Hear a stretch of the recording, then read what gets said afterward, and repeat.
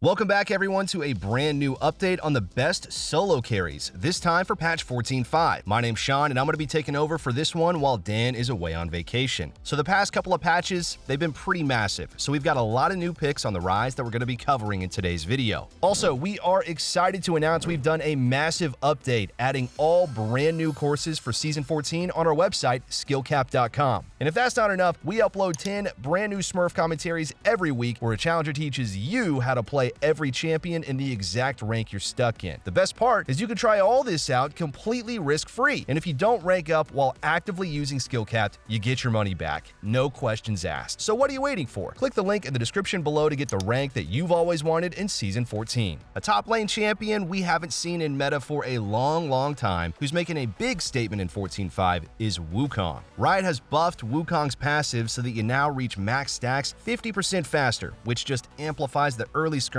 strength of the champion tremendously. Due to Wukong's passive providing him armor, he can just stat check so many AD champs early on in the game. You've got point and click abilities with E and Q, while you get a crazy amount of armor to become super tanky, so there's just very little counterplay for the enemy here. Remember, this is now the second Wukong buff in the past few patches, as the range on his Q was buffed a few patches back, so the cumulative effect of these buffs are really starting to add up. Wukong actually fares pretty well into the most played meta top laners right now, being Aatrox, Darius, and Jace. It's those matchup against AP top laners though that you really want to try and avoid the most, so using your ban on Mordekaiser or Malphite is good value right now. The best build for Wukong right now is a more offensive setup, consisting of Trinity Force, Eclipse, and Ravenous Hydra. You can run Sundered Sky in place of Ravenous Hydra though, if you feel like you need a little bit more durability. The best rune page for the champion is Conqueror with Triumph, Alacrity, and Last Stand, followed by Sudden Impact and Ingenious Hunter for secondaries. Urgot has really stormed back to being one of the best top lane champions in recent patches due to many nice indirect changes. A bunch of the meta top laners have just been tagged with nerfs, while Black Cleaver was just recently buffed. There's also very few matchups that Urgot struggles with right now, so he's one of the safer blind pick tops you can play for solo queue. Urgot currently has a positive win rate against all 10 of the most commonly played fighter top laners, which is a pretty crazy stat if you think about it. The only meta top laner that he struggles more against right now is Mordekaiser, so it's a good ban option. Urgot has one of the strongest 2-item cores for any champion in the game, as Hullbreaker with Black Cleaver gives him so much dueling strength. Press the attack is the most common keystone for Urgot, however, Fleet Footwork has the better win rate and has been seeing a lot more play by high elo Urgot players. In a matchup like Aatrox, where dodging out on his Q damage is important, running Fleet to get that extra bit of movement speed can be quite valuable. If you're against a champion whose damage is pretty undodgeable though, just running Press the Attack is great. A top lane champion who's really flying under the radar right now though due to recent indirect changes is Olaf. Now that Stridebreaker has a Tiamat as a component item, it means that Olaf doesn't need to build Ravenous Hydra anymore and can instead just go for a super strong dueling 2-item core of Stridebreaker and Sundered Sky. And as a matter of fact, Olaf players that rush Stridebreaker are winning 4% more than those who rush Ravenous Hydra. So it just goes to show how big all the Stridebreaker changes were for him. In 14.1, prior to any of the Stridebreaker buffs, Ravenous was outperforming, but if you're still running Ravenous in 14.5,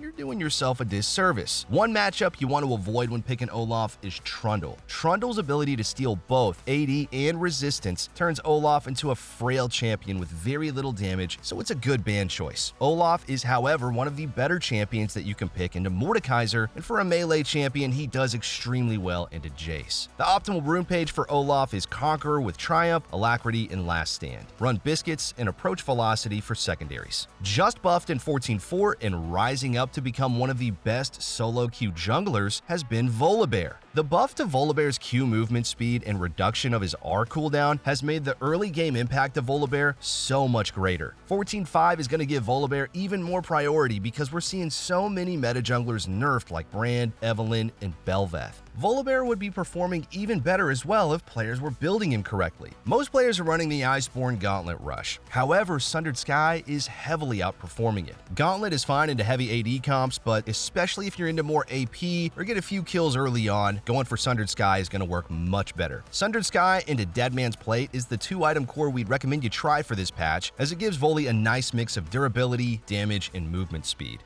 One jungle matchup that can be a little more troublesome for Volibear is Lilia due to her percent health damage and ability to kite Volibear around, so she's a solid ban choice. Best rune page for Volibear consists of Press the Attack with Triumph, Tenacity, and Last Stand, followed by Celerity and Water Walking for secondaries. One champion that we're a bit surprised avoided nerfs for 14.5 and back in the top 3 for jungle is Briar. To be fair, Briar is currently a lot more low elo skewed right now, winning about 53% of the time in gold, but only 49% of the time in diamond, and this is likely why Riot has not nerfed her. Since the majority of the player base are diamond and below though, Briar is a really great pickup. A lot of players are just building Briar wrong now too though, which is hurting her win rate for diamond elo. Ghostblade Briar is pretty dead, however it's still the most popular, while there is a new Eclipse setup that's been picking up traction. Our challenger jungler Skillshot actually just uploaded a new commentary where he's playing this Eclipse build, and we upload 10 brand new commentaries to our website every single week. The build revolves around rushing Eclipse for some nice early game burst damage, however you then build into Bruiser with Sundered Sky and Steric's Gauge. This setup is currently heavily outperforming lethality, so if you're still going lethality Briar, look to make the swap over. Since Briar needs to be up close in melee range to be effective, using your ban on a strong peel champion like Janna or Maokai is good value. It's actually Press the Attack that you're going to want to be running for the Keystone rune with this build instead of Hail of Blades. You'll also take Ingenious Hunter and secondary runes so that the cooldown of the Eclipse Shield and Sundered Sky proc are both reduced. Kha'Zix has been hanging around right below many of the OP junglers from recent patches like Brand, Evelynn, and Bel'Veth, so now that all of them are nerfed for this patch, he's going to be very high priority and the best AD assassin jungler. The snowball strength of Kha'Zix is super nuts right now with his 2-item core being Ghostblade and Opportunity. You get a crazy amount of movement speed from both items, which allows for Kha'Zix to dip in and out of fights extremely fast. Going from one target to the next and cleaning up fights is also really nice due to the movement speed proccing from Opportunity when you pick up kills. It's more difficult for Kha'Zix to play fights when there's a bunch of point-and-click CC or shields on the enemy team, so using your ban on a meta champ like Maokai or Karma is good value.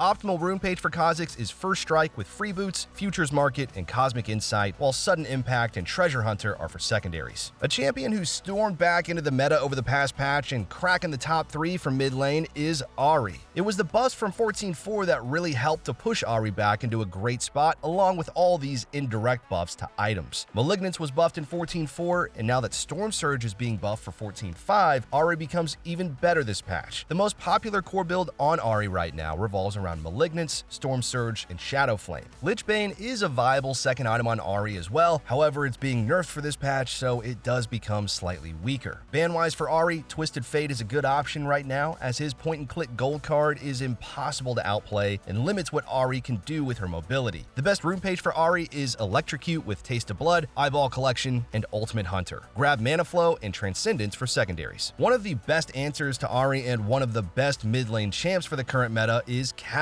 With Ahri, Karma, and Twisted Fate being prioritized a ton in meta, Kassadin fits in really nicely right now. AD assassins like Zed, Talon, Naafiri, and Qiyana are not being prioritized nearly as much, so it makes having Cast in your champion pool much more valuable. Zed is, however, the most played out of those 4 right now, so he's who we'd recommend you ban out. The meta aside though, every single one of Kassadin's core items were recently buffed, so that's a big reason to why he's shot up in strength. The core build revolves around Rod of Ages, Archangels, and Malignance. Our challenger mid Shori has a brand new full game commentary where he's playing this build that's just been uploaded to our website. Malignance in the second slot is actually performing slightly better than in the third slot right now, even though it's not as popular. So First Strike is really taken over as Kassadin's best performing Keystone rune with Freeboots, Futures Market, and Cosmic Insight. The best secondaries are Sudden Impact and Ultimate Hunter. Despite holding the highest win rate and play rate for any mid lane champion throughout 14.4, Karma avoids nerf in 14.5 and is the best solo queue mid laner. Ever since the AP ratios on Karma Q was buffed, she's been a great mid lane champion. The synergy that Karma has with Malignance is extremely powerful, as the item was basically built for her. You just get to spam out R so much throughout fights, and once you reach 2 core items, it almost feels like your R doesn't even have a cooldown at times. That core build that we're speaking of is Malignance with Cosmic Drive, as it just provides so much ability haste. One matchup that a lot of Karma players are struggling with right now is Aurelion Sol, so he's a good ban option.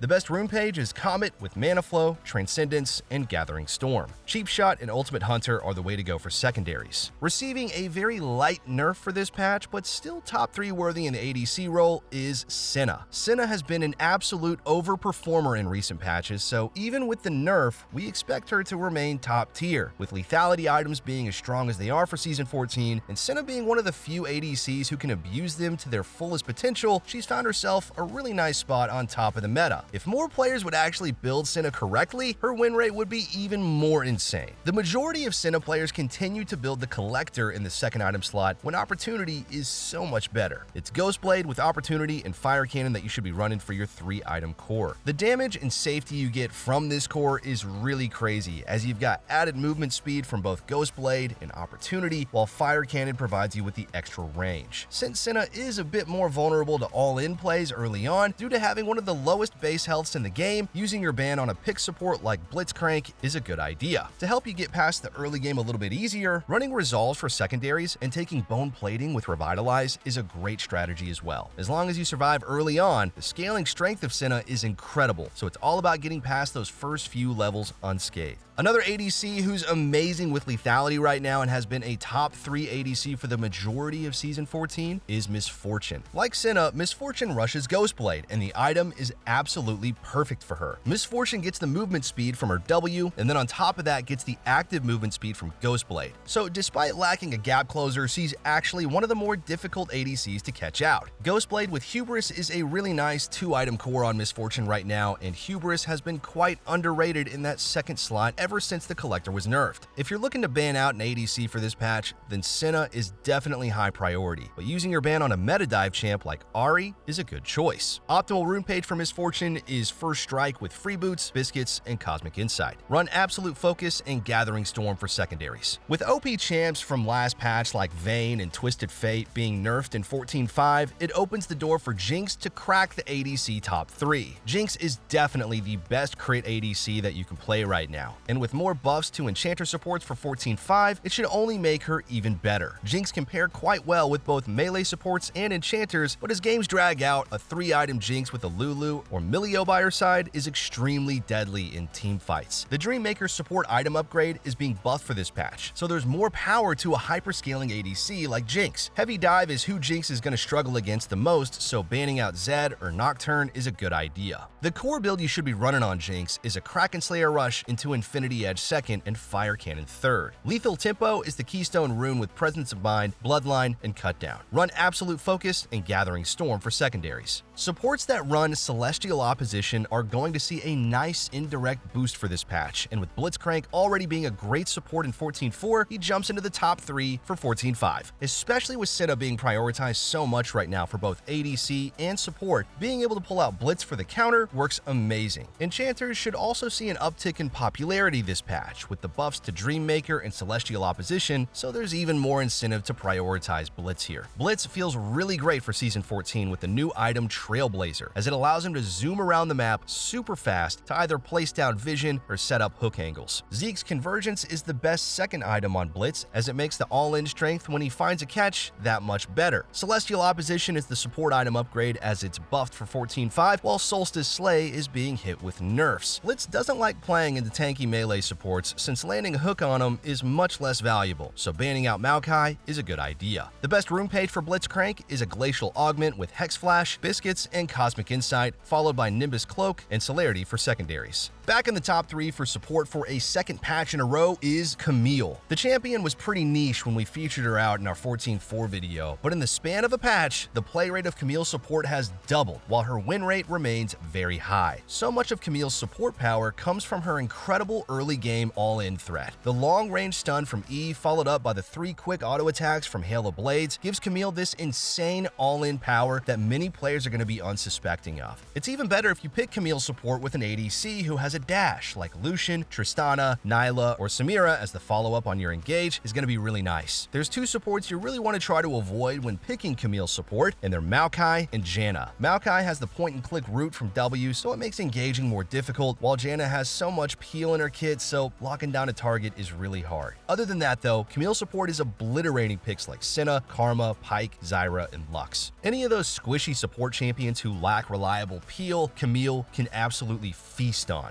The build you should be running on Camille is Sundered Sky with Sterix Gauge, while Bloodsong is the best support item upgrade. Hail of Blades is the optimal keystone rune with Sudden Impact, Zombie Ward, and Treasure Hunter. Run Bone Plating and Shield Bash for secondaries. And to round out the video, the final solo carry champion of the patch is gonna be Maokai's support. Mao's being hit with another round of nerfs for 14.5, but they aren't looking all that bad, so we expect him to remain a strong pick. Maokai's able to abuse the exact same rush item as Blitzcrank, being Trailblazer, as it's a big factor as to why the champ is so strong in the support role. All the movement speed you get from Trailblazer works wonders for Maokai, as all you need to do to be effective on the champion is get in range of your point-and-click route and use it on a priority target. Second item Locket is gonna work great for the majority of games, while Solstice Slay is the support upgrade. Morgana and Shanna are the two supports you want to avoid when picking Maokai, as they both do a good job at countering Maokai's engage power. Standard rune page for Mao is Aftershock with Font of Life, Bone Plating, and Unflinching. Run Biscuits and Cosmic Insight for secondaries. And remember, if you truly want to improve and rank up fast, head on over to SkillCapped.com. We just finished a massive update adding all brand new courses for Season 14. We even upload 10 new Smurf commentaries every week where a challenger teaches you how to play every champion in the exact rank you're stuck in. And remember, you can try all this out risk-free. If you don't rank up while actively using SkillCapped, you get your money back, no questions asked. So what are you waiting for? Click the link in the description below to get the rank you've always wanted this season. So that's going to be all for our latest update on the best solo carries champions. Good luck out there in 14.5. Thank you so much for watching, and we'll see you back soon.